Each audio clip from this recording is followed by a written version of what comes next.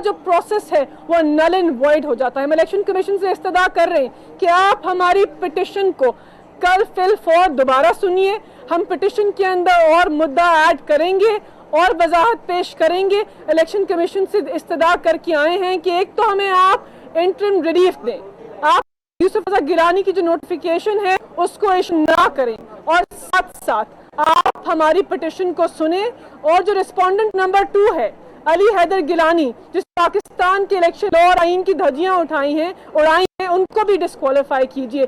तो मुद्दा साफ है, हमारे दलाइल पेश हो चुके हैं। कल इंशाल्लाह पिटिशन फाइल होने के बाद दोबारा हियरिंग होगी और हम इन्हीं दलाइल को इलेक्शन कमीशन के सामने रखेंगे और उनसे एक और इस्तदा कर रहे हैं कि हमें उन्हीं पैराहों के ऊपर परखिए जो आपने 75 डस्का इलेक्शन के अंदर सेट किए हैं। हम तो कहते थे कि इलेक्शन कमीशन के पास इतने वाइड पावर्स शायद नहीं है, लेकिन उन्होंने कहा कि सेक्शन 9 के अंदर हम पूरा पोल नल एंड वॉइड कर सकते हैं। तो हम भी यही इस्तदा कर रहे हैं कि पाकिस्तान के ऐवान बाला के ऊपर काला दाग ना लगने दीजिए। ऐसे शख्स को सेनेटर या चेयरमैन सेनेट ना बनने दीजिए जिसने जमीरों के ऊपर एक मंडी लगाई, जिसने जमीर खरीदे, जिसने बरमला में जमीरों का सौदागर हूँ। हम मेंबरान पार्लियामेंट के वोट के ऊपर पैसे लगाता हूँ। और जरदारी साहब कहते थे एक जरदारी सब पर भारी। ये क्या फिनोमिनन है? पाकिस्तान के बच्चों को हम क्या सिखा रहे हैं कि करप्शन कर कर, फ्रॉड कर कर, पाकिस्तान के कवानीन तोड़कर ऐवान बाला के अंदर करप्ट लोग सेनेटर बन सकते हैं और फिर कहते हैं कि मुझे पाकिस्तान के ऐवान बाला का चेयरमैन सेनेट भी बनाओ।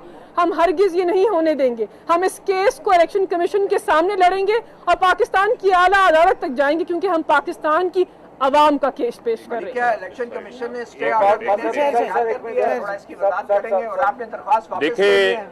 जहाँ तक अभी मलिका साहिबा आपको बता रही थी, देखिए चीज केस बड़ा सादा है, बड़ा सिंपल केस है।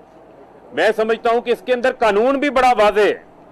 ये जो इलेक्शन एक्ट 2017 है जो पार्लियामान ने बनाया है, जिसकी पासदार इलेक्शन कमीशन है, वो बड़ी वाज़ेह है और बड़े सादा अल्फाज में लिखा है। अब तो ये कानून जो है वो पाकिस्तान का हर आम आदमी समझ चुका है। यही वजह है कि ये केस इतना अहमियत इख्तियार कर गया है कि पाकिस्तान के हर शहरी ये जानना चाहता है कि वो कौन सा कानून है, वो कौन सा इख्तियार है, वो कौन सा आईन है जो हमारे मुंतखब होने वाले उम्मीदवारान को ये राइट देता है कि वो लोगों के जमीर खरीद के आए, वो पैसा चला के आए, वो करप्ट प्रैक्टिस करके आए, वो आइन की पामाली करके आए, वो इलेक्शन कवानीन की पामाली करके आए। और बात यह है जब करैक्टर के ऊपर बात होती है तो हम आदि मुजरमों का केस लेकर आए हैं।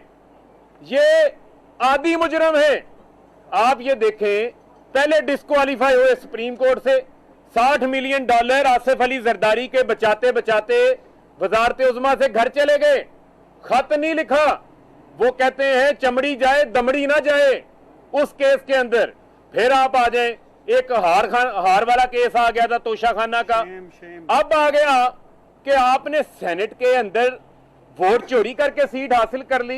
ये क्या पैगाम देना चाहते हैं? यही हम इस्तदा कर रहे हैं पाकिस्तान के जिम्मेदार आईनी इदारे इलेक्शन कमीशन को कि इस केस को आप खैबर पख्तूनख्वा के वीडियो स्कैंडल के साथ ना रखें। ये उस मेयार पे नहीं है।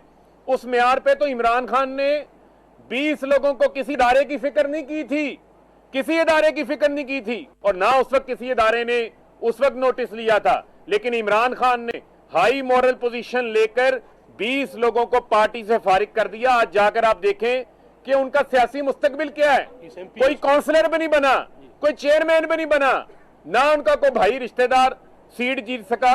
तो लिहाजा यहां पर मिसाल कायम करना इंतहाई जरूरी है। पूरी कौम की नजरें इलेक्शन कमीशन के ऊपर लगी हुई हैं और हम उम्मीद करते हैं कि इलेक्शन कमीशन जिस तरह आज हमने ये शो किया कि यूसुफ रजा गिलानी के साहबजादे प्रिंट मीडिया के आगे, सहाफियों के आगे, इलेक्ट्रॉनिक मीडिया के आगे, आप दोस्तों के सवाल के ऊपर ही उन्होंने इतराफे जुर्म किया कि वो लोगों को वोट जाया करने का तरीका बता रहे थे। फिर वजाहत देते हैं कि मैंने कहा निशान ज़दा, आप निशान ज़दा बैलेट का कह के क्या इलेक्शन कमीशन की क्रेडिबिलिटी के सवाल उठा रहा था गिलानी का बेटा? ये सवाल भी इलेक्शन कमीशन को उनसे पूछना चाहिए गिलानी के बेटे को किसने ये बात बताई थी कि निशानज़दा बैलेट पेपर्स दिए जाएंगे वोटर्स को? ये सवाल भी पूछना चाहिए। और हम ये चाहते हैं, आप जिसको रिस्पोंडेंट बनाना चाहते हैं, जिसको बनाना चाहते हैं बना लें, लेकिन वक्त कम है। जिस तरह मलिका साहिबा ने बात की, वक्त कम है। क्या ये सूट करेगा इस मुल्क की जमहूरियत को कि एक शख्स जिसके बेटे की वीडियोस मीडिया पर चल रही हैं 2 मार्च से, आज 9 मार्च हो गई है हजूर, 9 मार्च, 7 रोज गुजर चुके हैं, और आप इंतजार करें कि हम एप्लीकेशनें ठीक करके लेकर आए। हम जरूर लेकर आएंगे, हम आपका एहतराम करते हैं, लेकिन यूसुफ रजा गिलानी के बेटे को भी नोटिस जारी होना चाहिए, क्योंकि वो रिस्पोंडेंट हैं। उनसे पूछा जाए कि किस तरह वो 168 इलेक्शन एक्ट की खिलाफवर्जी कर रहे हैं, ब्राइब ऑफर कर रहे हैं, डील कर रहे हैं, 156 इलेक्शन एक्ट का वोट जाया करने के लिए उनको तरगीब दे रहे हैं। ये सवाल उनसे पूछे जाने चाहिए। इलीगल प्रैक्टिसेस का हिस्सा है और वो उसके बेनिफिशियरी और कोई नहीं है, यूसुफ रजा गिलानी है, जिसका केस हम यहां पर लेकर आए हैं। और हम पाकिस्तान की आवाम का मुकदमा लड़ रहे हैं, और उनका मुकदमा इंशाल्लाह हम भरपूर तरीके से लड़ेंगे, और आवाम को हम लेट डाउन नहीं होने देंगे। फरक साहब ये बताएंगे, इलेक्शन कमीशन ने आपको स्टे ऑर्डर क्यों नहीं दिया? फरक साहब, इलेक्शन अच्छा जी, जिस तरह मेरे दोनों कलीग्स ने बात की, कार्रवाई का बता दें आप। सर आप एक मिनट बात करने, क्या हो गया? आप इलेक्शन कमीशन जी, आप बात करें, हुआ क्या है? अच्छा, एहतराम करते हैं सीनियर साहब, बात करने दीजिए। सबसे इम्पोर्टेंट बात यह है जो इलेक्शन कमीशन के सामने हमने रखी, हम बड़े खुश थे कि 2 मार्च की रात को जिस वक्त हम अपनी पिटीशन डालने आए थे, तो उससे थोड़ी देर पहले आप सब भाइयों ने खबर चलाई कि इलेक्शन कमीशन ने खुद भी इस वीडियो का नोटिस ले लिया है। लेकिन जब आज हमने कमीशन के सामने ये बात रखी, तो उनके लिए ये बात भी एक ब्रेकिंग न्यूज़ के तौर पे सामने आई कि इलेक्शन कमीशन ने तो कोई ऐसा नोटिस लिया ही नहीं है, जिसकी वजह से मेरे ख्याल में ना सिर्फ हमें 22 करोड़ आवाम को भी मायूसी हुई। हम बड़े खुश थे कि शायद ये वीडियोस जो हैं ये पहले ही इलेक्शन कमीशन इनको देख चुका होगा, और इनके अंदर जो कन्फेशन हुआ, जो माना यूसुफ रजा गिलानी के बेटे ने कि वो मुख्तलिफ जगहों पे कहीं केपी पे फ़र्क रेट दे रहे हैं, कराची का रेट फ़र्क है, फलानी जगह फ़र्क रेट है, वो सारी बातें, वो सारी चीज़ें आज हमें क्लिप्स में दिखानी पड़ी, क्योंकि पहले से कोई नोटिस नहीं लिया गया। तो ये एक और ख़बर आपको दे रहे हैं। दूसरी बात जो बहुत इंपॉर्टेंट है, एक शख्स जिसका इलेक्शन कंट्रोवर्शियल हो गया, जिसने इलेक्शन खरीदा और फिर उसका बेटा आके खुद लोगों को कह रहे हैं कि यूसुफ रजा गिलानी के लिए मैं वोट मांग रहा था, मैं वोट खरीद रहा था, मैं सिंध हुकूमत का फंड इस्तेमाल करना चाह रहा था, मैं लोगों को कह रहा था कि 10-10 करोड़ का आपको डेवलपमेंट फंड भी देंगे, 5-5 करोड़ आप अपनी जेबों में डाल लें। तो साथ ये भी पता चल रहा है कि पूरी सिंध हुकूमत को भी इस्तेमाल किया जा रहा है। वहाँ से हमें जरदारी साहब का बयान सुनाई देता है कि 20 का कहा था, 5 का फ़र्क निकला है टोटल। तो इसमें तो आप देखें कि कहाँ कहाँ किस किस लेवल से मैनिपुलेशन की जा रही है। मरियम बीबी का जब बयान सुनाया जाता है कि इस इलेक्शन में, सेनेट के इलेक्शन में नोट नहीं PMLN की टिकटें चली हैं, उसको रीइंफोर्स करते हैं जावेद लतीफ़ साहब एक प्रोग्राम में बैठ के। जुबैर साहब पहले ही बयान दे रहे हैं कि 12 MNAs को हमने कांटेक्ट किया हुआ है। बिलावल आके आप ही किसी चैनल को वैलिडेट करते हैं कि जनाब बिल्कुल आप ठीक कह रहे हैं, हमने वाकई नून लीग से टिकटें मांगी हैं मुख्तलिफ MNAs के लिए। तो ये सारा इंड्यूसमेंट के ज़ुमरे में आता है। इलेक्शन कमीशन के पास इतनी पावर्स हैं कि अगर उनको रिट पिटीशन या एप्लीकेशन ना दी जाती तो तब भी वो एक्शन ले सकते थे, और यही सुप्रीम कोर्ट ने उनको डायरेक्शन दी थी कि फ्री एंड फेयर जो इलेक्शंस हैं उसको आपने इंश्योर करना है। उसके बावजूद हम 2 पिटीशंस डाल चुके, आज हेयरिंग भी हुई, लेकिन लेके हम वापस ये आ रहे हैं कि अभी हमने दोबारा एक और पिटीशन के लेकर आनी है। तो मेरी इल्तिजा इलेक्शन कमीशन से कि खुदारा ये इलेक्शन ठीक करना, इलेक्शन का ट्रांसपेरेंट होना, एक सादिक और अमीन 62 और 63 पे पूरा उतरने वाला शख्स जो है वो जाके ओथ उठा सकता है, और वो उसको इंश्योर किसने करना है? उसको इंश्योर इस इदारे ने करना है जिसका नाम इलेक्शन कमीशन ऑफ पाकिस्तान है। जब उसका बेटा कह रहा है कि मैं अपने बाप के लिए वोट खरीद रहा हूँ, जब वो खुद कह रहे हैं गिलानी साहब कि अपने MNAs को संभालें, हमारा तो काम है इनको जाके ऑफरें करना, तो फिर आप खुद बताइए कि ऐसा शख्स क्या आइन के आर्टिकल 62 और 63 पे पूरा उतरता है? ऐसे शख्स को क्या ओथ लेना चाहिए? ऐसे शख्स का इलेक्शन कलअदम क्यों नहीं करार दिया जा सकता? कुजा ये कि उसको आपने नॉमिनेट कर दिए चेयरमैन सेनेट के लिए, और अभी हम जो है वो नई पटिशनों और पुरानी पटिशनों में कमी बेशियां ही पूरी करते फिरे हैं। तो आज हम अब पूरी आवाम को गवाह बना रहे हैं कि हमने अपनी पूरी कोशिश की है और कोशिश करते रहेंगे कि इन ऐवानों में जो लोग जाएं उनका 62 और 63 भी हो, सादिक और अमीन भी हो, और इदारे भी अपना काम पूरे तरीके से करें। हमारा काम था पूरा हम करेंगे, कोशिश जारी रखेंगे, और मैं पूरी उम्मीद इलेक्शन पाकिस्तान जो एक पाकिस्तान का आईनी और बड़ा इदारा है जिसने इस इलेक्शन की क्रेडिबिलिटी को इंश्योर करना था और है, वो भी अपना रोल पूरा करेगा। इंशाल्लाह ताला कल हम आएंगे वापस दोबारा नई पटिशन लेके, और बाकी जो होगा वो फिर आपके सामने ही होगा। ये बताएं पूरी समाज आपके सामने रही है, इलेक्शन कमीशन का जो एक माहौल था वो भी आपके सामने रहा है, और जो दलाइल वो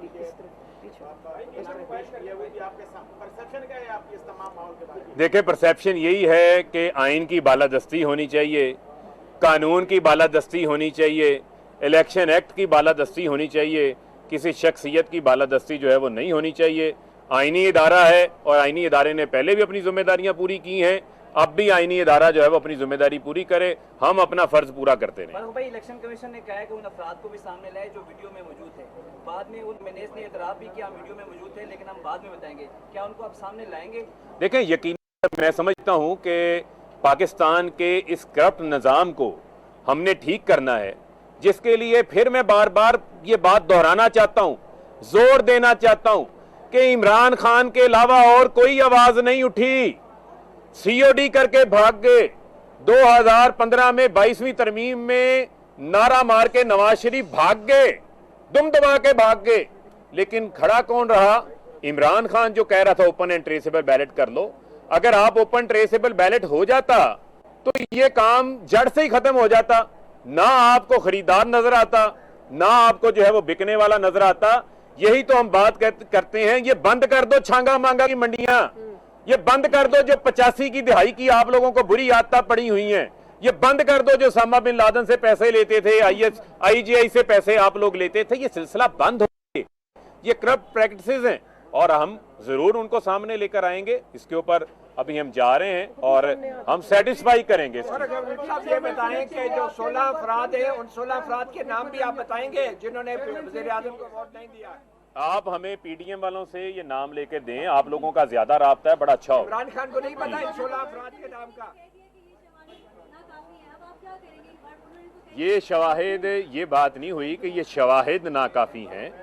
वो चाहते हैं कि हम इसको ज़रा और डिटेल से सुन लें और इसको और ज़रा डीपली देखें, और हम भी अपने केस को और मुदल्लल और मजबूत अंदाज से सामने रखेंगे, और हम चाहेंगे कि हम हर तरह से जो है इसके ऊपर कानून के मुताबिक अपने दलाइल पेश करें और सही अंदाज से जो है वो जिस तरह वो तसल्ली चाहते हैं वैसे तसल्ली करवाएं। बहुत शुक्रिया।